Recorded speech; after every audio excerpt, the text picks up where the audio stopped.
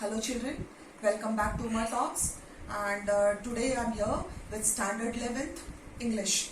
Okay, so the first chapter in Snapshot we have already done, and I'm here with the second chapter, that is the address. Okay, the address by Marga Minko.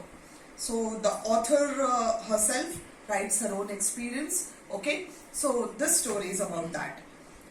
Got it? So this is after the war in Holland. During the war, what happened? One of the experiences during that time it is, and I'll explain it in detail so that you don't have any problems while going through the chapter. So second chapter, 11th English, snapshot, the address. The address is the topic, and the author is Marga Minko.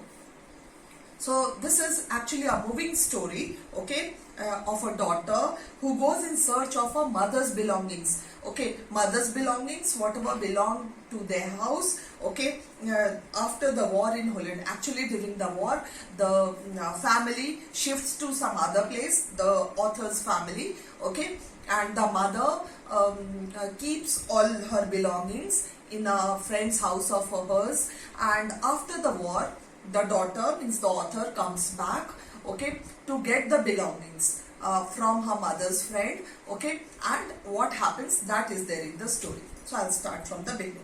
Okay, so the author goes in search of her mother's belongings, okay, after the war in Holland. This is a story of Holland, and the narrator herself, that is Marga, is the daughter of Mrs. S. So Mrs. S's daughter is the author, who died during the war. So the author's mother is already dead during the war.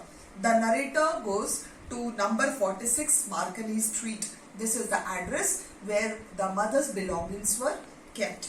Okay, to see Mrs. Dorling. Now Mrs. Dorling was the person with whom Mrs. S had kept her belongings, and who was an old acquaintance of her mother. Okay, her mother knew this lady, and this lady had kept all the belongings of the author.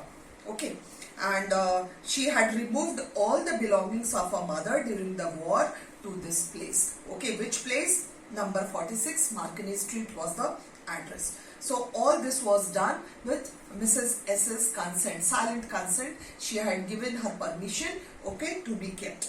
Who? The mother. And Mrs. Dorling wanted to save her things, wanted to keep the things protected so that it is not spoiled during the war. Okay, and then that was the mission. So the narrator, okay, had seen Mrs. Dorling only once, for the first time during the first half of the war. When the war was continuing, okay, the narrator had come home and she had seen Mrs. Dorling only for one time. Okay, and she that time, okay, noticed the lady, and she had it in her mind. And when she came to the room during that time also, she missed quite many things. Means quite many things of her house were already shifted into Mrs. Dorling's house. Okay, and when she asked her mother where the things have gone, where the room, whatever was there in the house, okay, the cutlery, the spoons, whatever it was, okay, even the table, lamp, whatever was there in the house, it was already shifted. And when the author asked the mother where the things had gone, she said that due to the war, the belongings were shifted to Mrs. Dorling's house. Okay, and she gave the address, number 46 Marconi Street, during that time.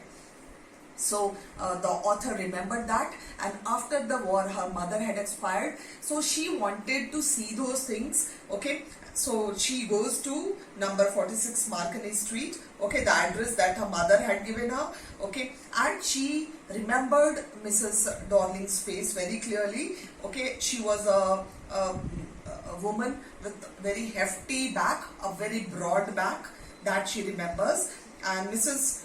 Dorling also looks at her. It means the narrator reached Mrs. Dorling's house. Mrs. Dorling tries to behave as if she doesn't remember her. Got it? So that is what, मतलब पहचान के भी नहीं पहचानना, वैसा वाला.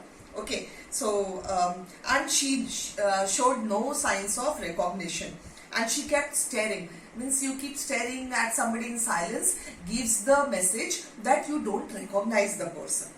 So she saw that the narrator, and she was wearing the narrator's mother's green cardigan, green knitted buna hua, green knitted cardigan the Mrs. Darling was wearing, and that cardigan belonged to Marga's mother.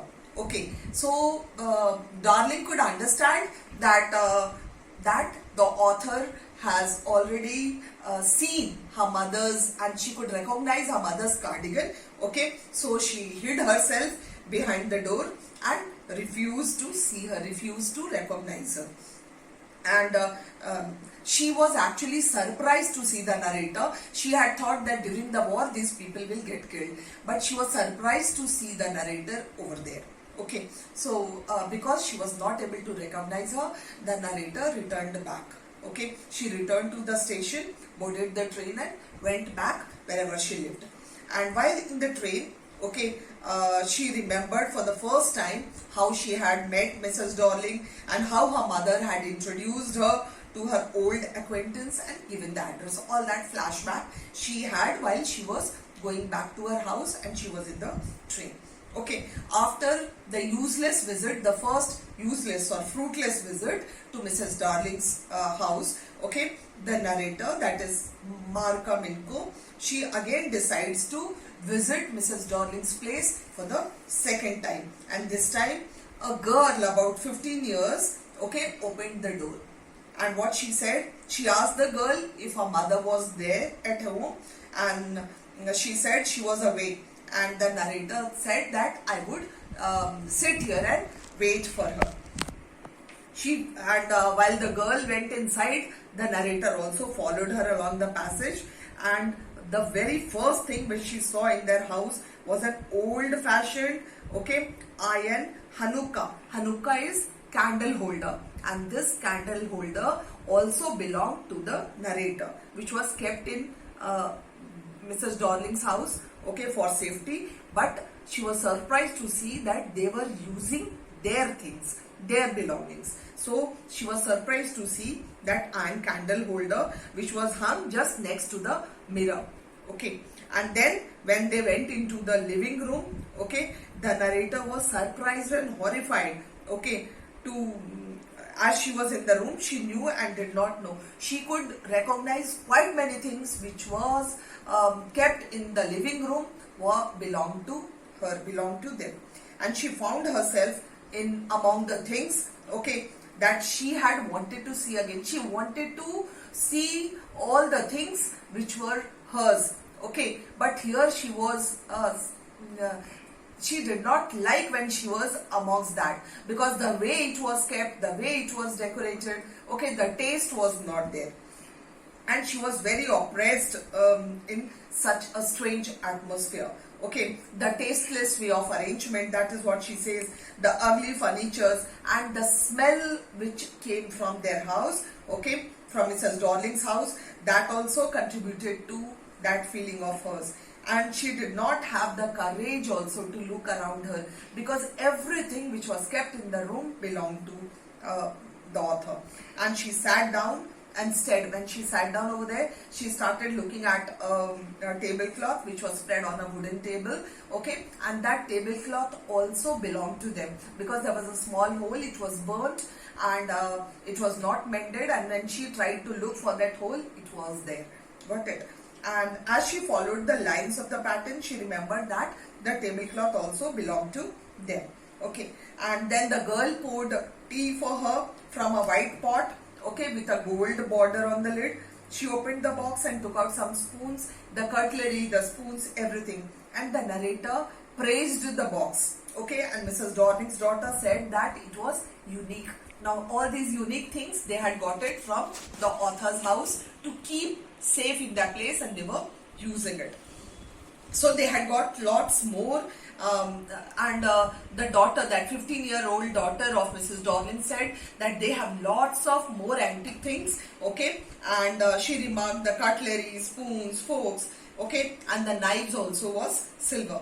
The girl laughed. She walked to the sideboard and the girl wanted to open the drawers and show it to her, okay, but the narrator did not like it. She was very disturbed, okay, because all these objects were linked with her mother, and that aroused the memories of her former life, how lavishly they lived in their life with all these things, okay, and now these things were arranged tastelessly and somebody else was using it. So the memory itself was very painful for the author. So at first, actually previously she was very eager to see them, okay, but now everything, she had lost the value, okay, all these things had lost their value since they were attached with her mother, okay, they had a connection with her mother, and now because it was kept in a strange surrounding, she did not like it, okay, and they were useless also. In other words, you can say now even if she takes these things, they'll be useless for her in the present state, because she lived in a rented house, okay, with little space and just one drawer, you can say table drawer for cutlery, a handful of cutlery, means only a few numbers of cutlery can be kept, not these many, okay. So what she thinks, what the author thinks, to forget the address, she resolves, okay, she promises to forget this address, okay, which address? 46, number 46 Marconi Street, okay, and she wanted to leave the memories of her mother and the war behind her, and decides to move on further in life. So this is the story, The Address, by Marga Minko. Okay, children, so hope you would have understood, okay, the summary, and if you understand the summary, it is very, very easy to get into the chapter, okay, understand the chapter. And if any doubts, as I tell you always, do ask me, and still I'm waiting for your comments down. As soon as you see, each person can just put that it was useful for you, and all those who are commenting, thank you so much, children, thank you so much, because your thanks and your views matters a lot, okay, and I hope at least someday you will get excited, aroused, and you'll think that yes, because I'm being benefited, let me at least thank the teacher. So again, thank you all for watching it. Do give a big thumbs up, a like, share it with your friends, and if you have not subscribed the channel, do subscribe it. Thank you all.